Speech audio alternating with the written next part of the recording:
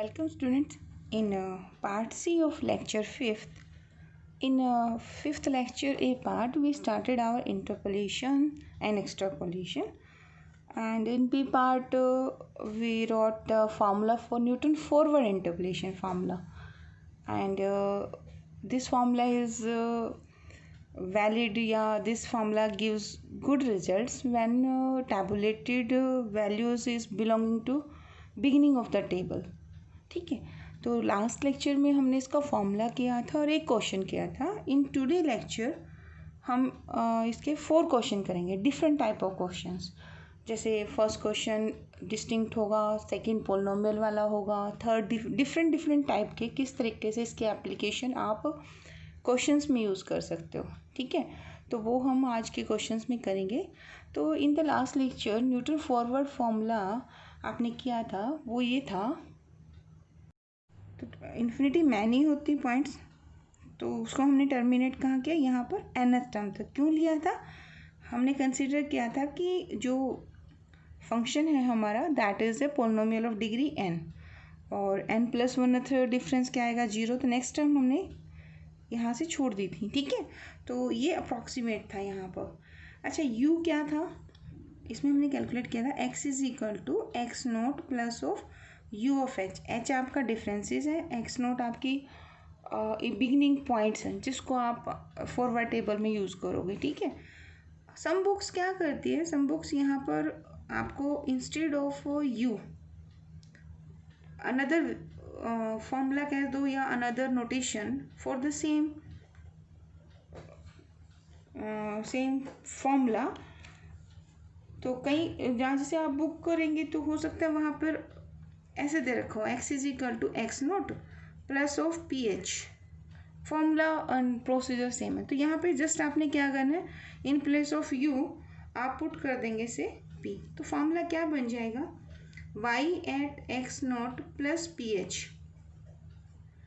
ठीक है, हम इसे y at x भी कह सकते हैं, कोई प्रॉब्लम नहीं है. तो this will be equal to, बस इन प्लेस ऑफ u आप क्या पुट करेंगे, हाँ p है ना. ठीक है, तो ये फॉर्मूला बन जाएगा first difference, value of first difference at y0, then p minus of 1 2 factorial delta square of y0 plus p minus of 1 p minus of 2. देखो यहाँ अगर 2 है तो नीचे कितना है 3 factorial, and the third difference at y0 plus continue in this way. The last term is p minus of 1 and multiply p minus n minus of 1. ठीक है, तो नीचे कितना आएगा, देखो यहाँ 2 था तो 3 फैक्टोरियल, n-1 है तो n फैक्टोरियल, और difference is nth difference at y0. ठीक है, and how will you find the value of p. देखो p कैसे निकलेगा, x minus x0 and this value divided by h. ठीक है, अगर x की वैल्यू एग्जैक्टली आपको गिवन है, न्यूमेरिकल वैल्यूज गिवन है, तो आप पुट करके p की वैल्यू निकाल देंगे. This gives the better result when p is less than equal to half. ठीक है, ये भी हमने लास्ट टाइम किया था. तो और ये बेटर रिजल्ट कब देता है, जब वैल्यू आपकी टेबल के बिगिनिंग में हो. In that case we apply Newton Gregory forward interpolation formula, या आप इसको बोल सकते हैं न्यूटन फॉरवर्ड इंटरपोलेशन फार्मूला. तो आओ पहले हम करते हैं एक क्वेश्चन इसका. तो question statement is given sine at 45 degrees 0.7071, sine 50 degrees 0.7660, sine at 55 degree is equal to 81.62. Okay, and sine at 60 degrees 0.8660. find sine at 42 degree using Newton forward formula. ठीक है, अब इस क्वेश्चन में ना हमें कहा है कि 52 डिग्री पर वैल्यू कैलकुलेट करनी है. ठीक है, एंड जो फंक्शन है वो कोई पोलिनोमियल नहीं है. देखिए यहाँ आपका फंक्शन क्या है, दैट इज़ ट्रिग्नोमेट्री फंक्शन. ठीक है ना, सर्कुलर फंक्शन है आपका यहाँ पर, और आपको 52 डिग्री पर वैल्यू, वैसे तो आपने ट्रिग्नोमेट्री की है उसके अलग अलग वे होता है, बट यहाँ पे हम इसके अप्रॉक्सीमेट वैल्यू निकाल लेंगे. using these informations. So first construct your forward difference table. I already calculated this one. तो डिफरेंस टेबल में क्या होता है, first column is x and second column is your function. तो पहली वैल्यू किस पॉइंट पर गिवन है, दैट इज एट 45 डिग्री. तो आई रोट हियर 45.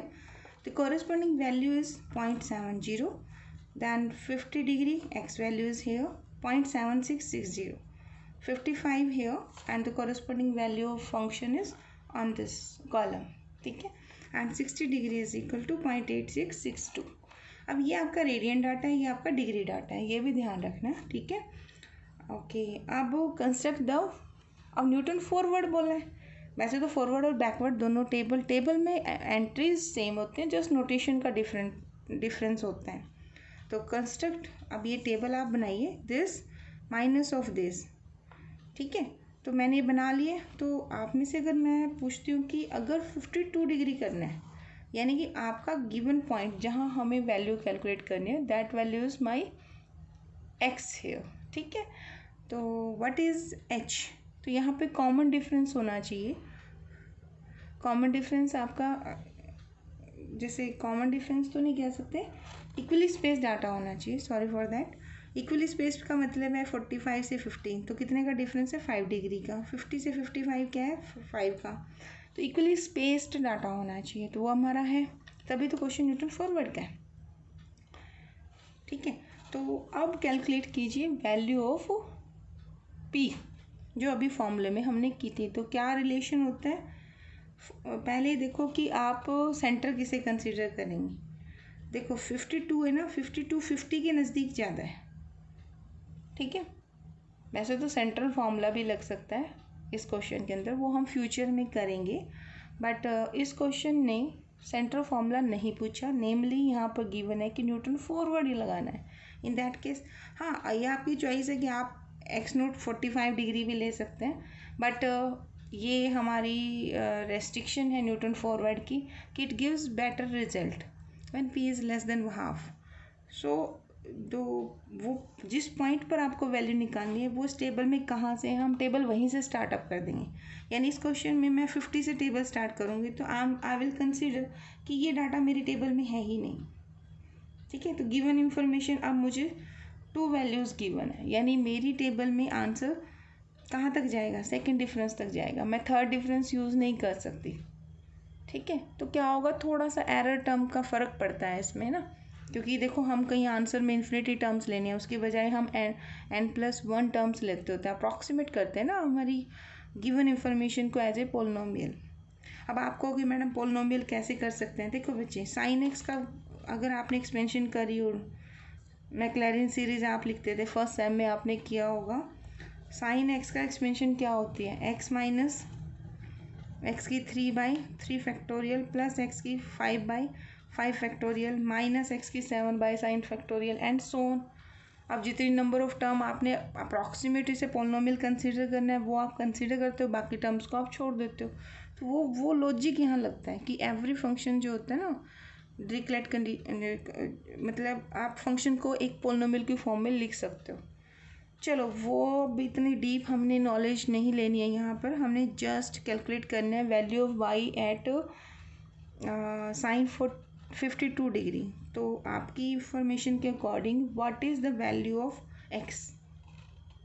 तो we will take x naught, centre is at 50 degree. ठीक है, एंड डिफरेंस कितना है आपका यहाँ पे, दैट इज़ एच 5 डिग्री. और जिस पर वैल्यू आपको कैलकुलेट करनी है, वो पॉइंट क्या है आपका, 52 डिग्री. ठीक है, तो ये आपका रिलेशन होता है x is equal to x naught plus p h. तो put respective values. So p is equal to x minus x naught by h. तो यहाँ पुट किया तो 2/5, तो दिस वैल्यू इज 0.4. हमारी रेंज में आंसर क्वेश्चन बना. ठीक है, अब फ्रॉम द टेबल से अगर हम करें तो हमारी नोटेशन में क्या क्या आएगा बच्चों. अगर ये आपका एक्स नोट है, this value is y naught, this is my delta of y naught and it's this value is delta square of y naught. तो हेयर आई हैव 3 वैल्यूज. ठीक है, तो I already wrote this here, y naught, delta y naught and delta square of y naught is this one. अब Newton forward Newton's forward interpolation formula, जैसे हमने अभी previous उसमें लिखा था y at x is equal to y naught plus, मैंने u को किससे रिप्लेस कर दिया था आज नोटेशन में, p से। ठीक है, तो p delta of y naught plus p into p minus 1/2 factorial delta square of y naught.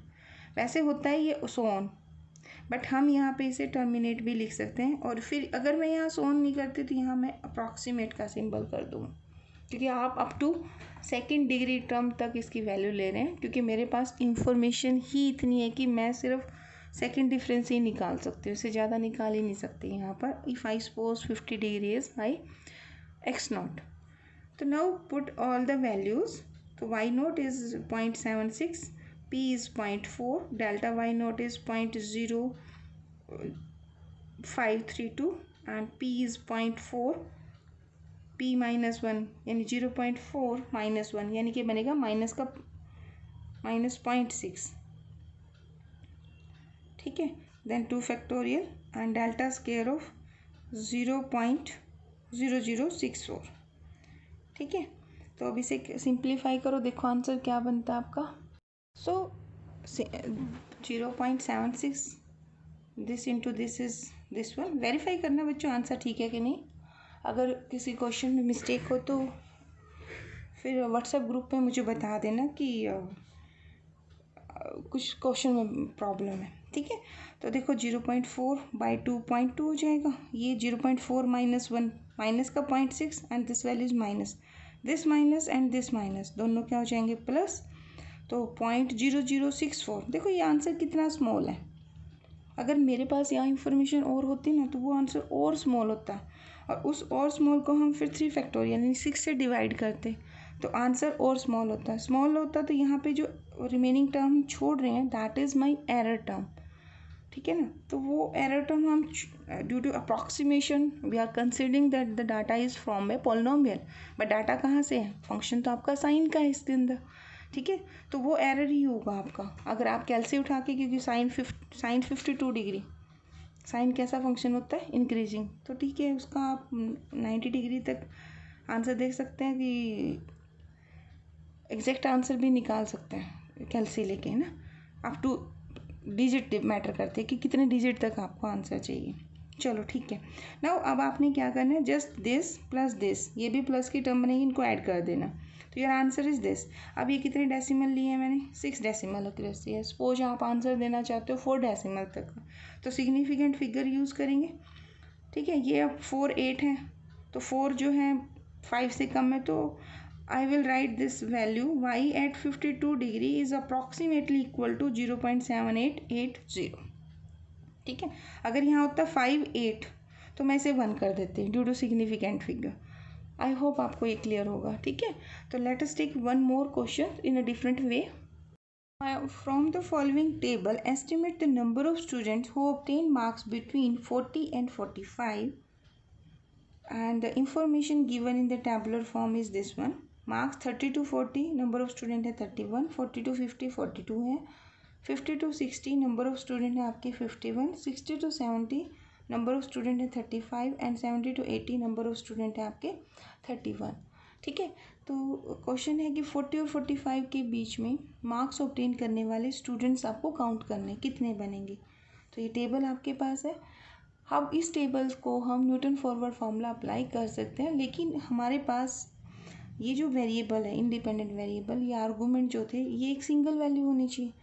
तो हम इसको ना एक इंफॉर्मेशन को कॉम्युलेटिव, ये आपने पढ़ा होगा कॉम्युलेटिव फ्रीक्वेंसी टेबल बनाएंगे। क्या टेबल बनाएंगे, देखो 30 to 40 नंबर ऑफ स्टूडेंट्स हैं, मेरे पास 31, तो इसकी बजाय अगर मैं ये कहूँ कि मेरी क्लास में number of students who obtained marks less then 40, 40 तक लेने वाले कितने हैं, 40 देखो यहाँ इंक्लूड है ना, तो लेस देन 40 कर दूंगी मैं यहाँ पे। तो number of student who obtained less than 40 marks will be 31। अब लेस देन 41 तो 31 है, 40 से 50 वाले 42 हैं। तो अगर मैं ये कहूँ कि number of student who obtained marks less then 50, तो वो क्या होगा, इन दोनों का सम है ना। तो ऐसे बच्चे जिनके मार्क्स 50 से कम हैं तो उसके अंदर 40 वाले भी आएंगे और 40 से 50 वाले भी आएंगे, दोनों काउंट हो जाएंगे ना उसमें। तो कॉम्युलेटिव फ्रीक्वेंसी टेबल आप कैसे कंस्ट्रक्ट करेंगे, I already constructed this one. तो मैं यहाँ पे एक x डिफाइन करूँगी, तो x क्या चीज़ है मेरी, मार्क्स लेस देन x, यानी कि अगर मैं इस टेबल को यहाँ से पढ़ती हूँ तो मैं इसका मतलब है कि marks less then 40, marks less then 50, marks less then 60, marks less then 70। अब देखिए 40 तक तो आपके 31 ही थे, तो 31 आ गया, ठीक है। अब इन दोनों को ऐड कर दो, तो 2 + 1 3, 4 + 3 is 7। तो नंबर ऑफ स्टूडेंट्स, ये क्या चीज़ है, ये है आपका number of students who obtained marks less then 50। और ये कहाँ से मिला, इन तीनों को ऐड करोगे तो 73 में 51 ऐड करोगे तो आपका 124। तो ये क्या चीज़ है, ये क्या इन्फॉर्मेशन देता है मुझे, ये देता है number of students who obtain marks less then 60, ऐसे ही लेस देन 70 और लेस देन 80। अब ये आपके पास न्यूटन फॉरवर्ड के लिए एक टेबल आप कंस्ट्रक्ट कर दो इसकी, और फिर हम क्वेश्चन करेंगे। अब क्वेश्चन में हम क्या इन्फॉर्मेशन करेंगे, देखो 40 to 45 करना है, तो यहाँ पे जो मैं x लूँगी, यहाँ पर जो x0 + ph, वो क्या बनेगा मेरा, वो देगा number of students who obtain marks less than 45। अब 40 तक लेने वाले 31 है, जो 45 का आंसर आएगा वो अप टू 45 है। तो 40 to 45 क्या आएगा, 45 वाले में से अप टू 40 वाला यानी 31 मुझे सब्ट्रैक्ट करना होगा। This is the logic, okay. तो एक काम कीजिए, जल्दी से इसकी एक टेबल कंस्ट्रक्ट करो। तो टेबल मैंने की है, देखिए आंसर। तो फर्स्ट डिफरेंस टेबल, ठीक है। एक्स आपका क्या है, marks less then this one, corresponding values is number of student who obtain marks less then 60, marks less then 70, marks less then 80। First difference तो वही आ जाएगा आपका टेबल। देखो 73 - 31, इन दोनों के सेंटर में करना। फिर 124 - 74, 159 - 124, 190 - 159, ठीक है। वेरीफाई करने का तरीका है बच्चों, अपने टेबल को देख लो, टेबल में यही एंट्रीज होंगी, ठीक है। अब सेकंड डिफरेंस देखो, 51 - 42 9, 35 - 51 - 16, 31 - 35 - 4, देन -16 - 9 20 - 25 -4 यानी कि -4 + 16 12 हो जाएगा। And the fourth difference is 12 - -25 that is 37, ठीक है। अब ठीक है, डेल्टा स्क्वायर डेल्टा क्यूब ये सब वैल्यूज आ गई, ठीक है। अब इनको हम थोड़ा इस फॉर्मेट में लिख देंगे, जो इन्फॉर्मेशन मुझे वहाँ से मिली। देखिए I said x0 is 40, x जिस पर वैल्यू निकालनी 45, h डिफरेंस कितना है इसमें, इक्वली स्पेस डाटा है ना, तो h की वैल्यू आपकी 10, तो p कितना होगा, x - x0/h, तो दैट इज़ 0.5, ये रेंज में। और ये सभी वैल्यूज़ मेरे पास टेबल से इंफॉर्मेशन है। हमने 40 को क्या मानना है, x0 ना, तो हम ऐसे लिख सकते हैं, ठीक है। अब एक काम कीजिए, apply the Newton forward formula, Newton's forward interpolation formula. देखिए y@ 45 will be equal to y@0, y0 क्या है 40, तो हम इस फॉर्मेट में भी लिख सकते हैं, p delta y0 + p -1/2 factorial delta square y0 का मतलब है यहाँ पर y@ 40। मैंने ना y0 लिखने की बजाय थोड़ी नोटेशन चेंज कर दी, आप ऐसे कर सकते हो, ठीक है, क्योंकि मेरा y0 कौन है, मेरा y0 40 है, तो वैल्यू y@ x0 वही तो y0 होता है, तो instead of that I am writing here y@ 40, ठीक है। फिर क्या होगा, p × p - 1 × p - 2, तो 3 फैक्टोरियल डेल्टा क्यूब। अब क्वेश्चन है कि कहाँ तक लिखना है, आपके पास टेबल में डेल्टा 4 तक वैल्यूज़ है ना, तो आप इसको 4 तक लिखेंगे। देखो मैं यहाँ इक्वल का साइन करते होते हूँ, तो p × p - 1 p - 2 delta 4 of y@ 40/4 factorial plus so on. अब ये सोन यहाँ पे अप्रॉक्सीमेशन में चेंज हो जाता है, जो अच्छी बुक्स होती है ना 4 राइटर वाली, उनमें यहाँ अप्रॉक्सीमेशन चलेगा, बाकी टर्म एरर में चलेंगे। अब एक काम कीजिए, put the value of p is 0.5, y0 delta y0 I already return here, इनको सिंप्लीफाई करो, मल्टीप्लाई करके देखो आंसर क्या बनता है। अब हमें आंसर कहाँ से निकालना है, आंसर निकालना है मार्क्स बिटवीन 40 to 45, ठीक है। तो इन that case I will prefer 40, x0 को लेंगे, ठीक है। अगर मैं x0 को 40 लेती हूँ तो मेरे पास फोर्थ डिफरेंस तक वैल्यूज़ टेबल में अवेलेबल होंगी। सम स्टूडेंट कह सकते हैं कि मैम 50 क्यों नहीं ले रहे, क्योंकि 45 45 तो दोनों के सेंटर पे लाई कर रहा है। देखिए अगर मैं 45 लेती हूँ तो मेरे पास सिर्फ थर्ड डिफरेंस तक वैल्यूज़ होंगी, ये डिफरेंस नहीं होगा मेरे पास, ठीक है ना। एक अब वो टर्म छोड़ देंगे। तो अप्रॉक्सीमेशन में आंसर जब आपका मोर एक्यूरेट होता है जब आप ज़्यादा डिफरेंसेस को यूज़ करते हैं। वो माइनर सा इफेक्ट डाल के जाते हैं बट वो बेटर रिजल्ट होता है। दैट्स वाई यहाँ पर प्रेफरेंस हम 40 को देंगे, ठीक है। अब एक काम कीजिए, एक्स नोट क्या लेंगे हम, एक्स नोट की वैल्यू मैंने ली है आपकी 40। एक्स जिस पर वैल्यू निकालनी है वो पॉइंट क्या होता है, एक्स होता है तो 45। कॉमन इसमें डिफरेंसेस कितना है, इक्वली स्पेस डाटा है ना। देखो 40 50 60 तो डिफरेंस 10 का है, तो एच की वैल्यू होगी आपकी 10। अब अप्लाई कर दो फार्मूला, कौन सा फार्मूला अप्लाई कर रहे हैं, x is equal to x naught plus p of h. तो एक्स की वैल्यू 45, एक्स नोट में इधर लेगी 40 और एच से डिवाइड 10, तो ये 0.5/10 होगा तो 0.5 वैल्यू, ठीक है। अब टेबल में देखो y at 40 पे कितना बना हुआ है 30, ऑलरेडी बता दिया था। फर्स्ट डिफरेंस कितना बना 42, सेकंड डिफरेंस 9, थर्ड डिफरेंस कितना बना आपका 25 और 40 पॉइंट क्या है मेरा, this is my x note, ठीक है। तो ये आपके पास इंफॉर्मेशन है। तो apply put all this in newton forward formula. तो फॉरवर्ड फार्मूला क्या है आपका, देखिए टेबल फार्मूला ये बनता था y at 40 is equal to y naught plus p delta of y naught plus p into p minus 1/2 factorial delta square y naught plus p into p minus 1 p minus 2 3 term multiply है ना तो 3 factorial. Third differences आ जाएगा eight Y note, फिर आपकी fourth आएंगे diminish bye 1 हो जाएगा। How to memorise, देखो पी से स्टार्ट करना है, एक एक का डिफरेंस करना है। अगर आप ऊपर मल्टीप्लाई 4 फैक्टर की कर रहे हैं तो आप नीचे 4 फैक्टोरियल करोगे, 4 फैक्टोरियल किया तो 4 डिफरेंस आएगा। देखो यहाँ मैंने एंड सोन लिखा, यहाँ इक्वलिटी है।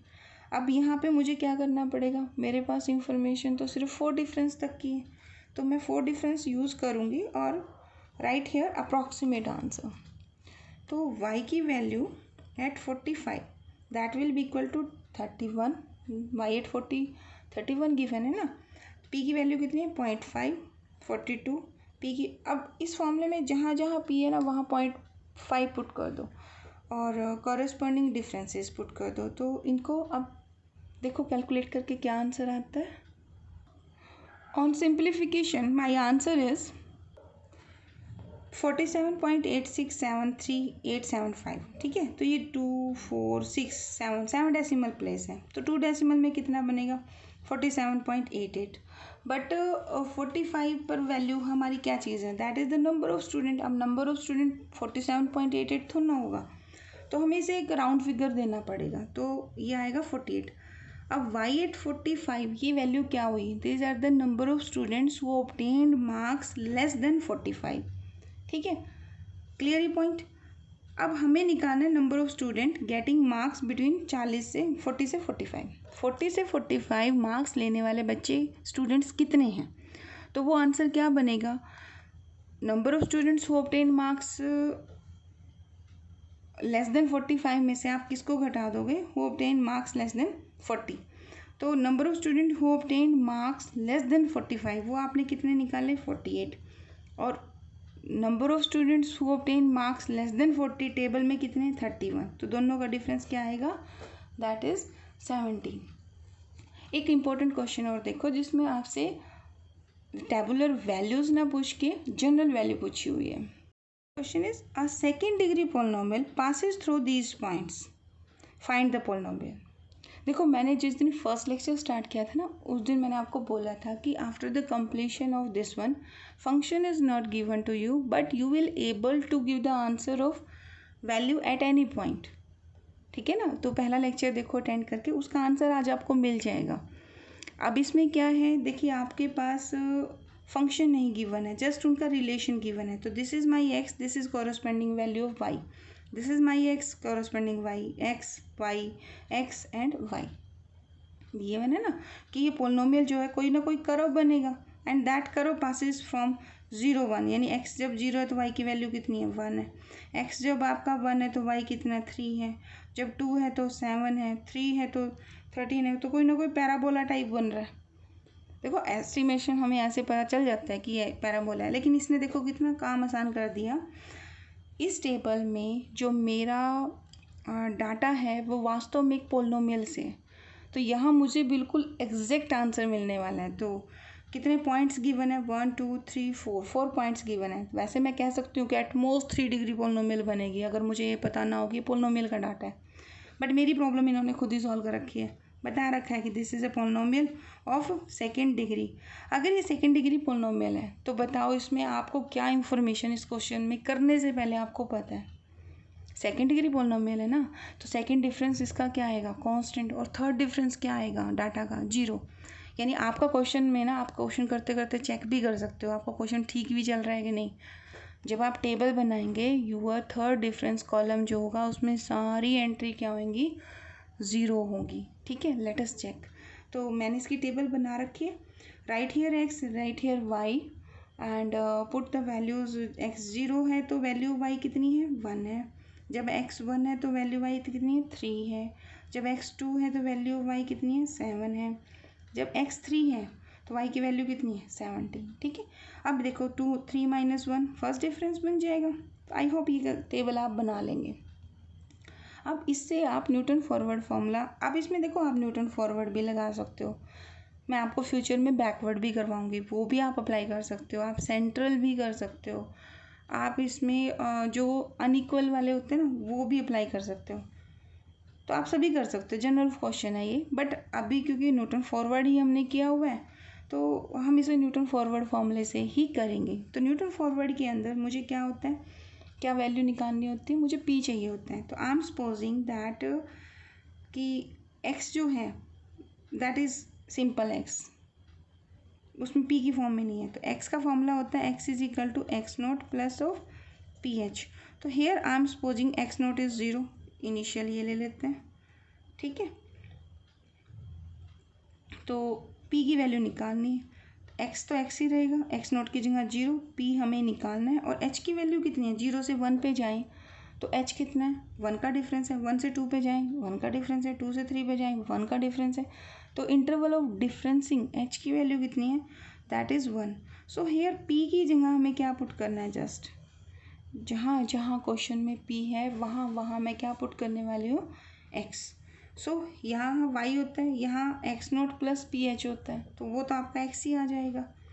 वाई नोट ये मैंने फॉर्मूला पहले लिख दिया और यहाँ मैंने इसे स्टॉप कर दिया। थर्ड डिफरेंसेस क्या है, 0 है। वैसे तो ये टर्म भी लिखने की ज़रूरत नहीं है, टाइम की शॉर्टेज हो एग्जामिनेशन में, तो ये आपको पता है 0 है तो बस यहीं तक लिखो।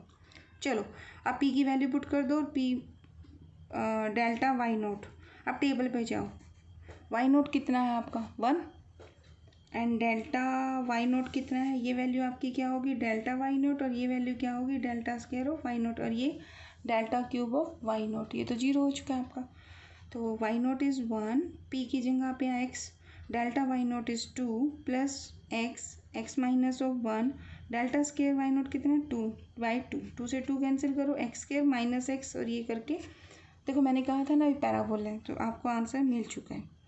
अगर यही क्वेश्चन है आपको किसी और मतलब ये भी पूछ सकते हैं, find the value of y at -1, extrapolation हो जाएगी। ठीक है, तो आपने यहाँ पे एक्स की जगह इसके अकॉर्डिंग करना है।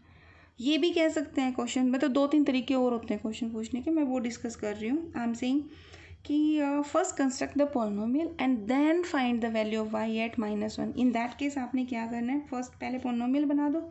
नाउ पुट, यहाँ लिख दो टू फाइंड वाई एट -1। तो आप क्या पुट करोगे, एक्स को पुट कर दो -1 इन दिस इक्वेशन। तो value of y at -1 will be equal to, देखिए -1 का स्क्वायर 1 हो जाएगा, -1 + 1, योर आंसर इज 1। ठीक है, हो सकता है कहीं और वैल्यू पूछ ले तो वो भी कर सकते हैं। तो आई होप आपको क्लियर होगा। तो आज हमने कर लिया न्यूटन फॉरवर्ड फार्मूलाज एंड कोशिश करेंगे कि नेक्स्ट लेक्चर में इसका प्रूफ करें और फिर करेंगे Newton backward interpolation formulas. Thank you.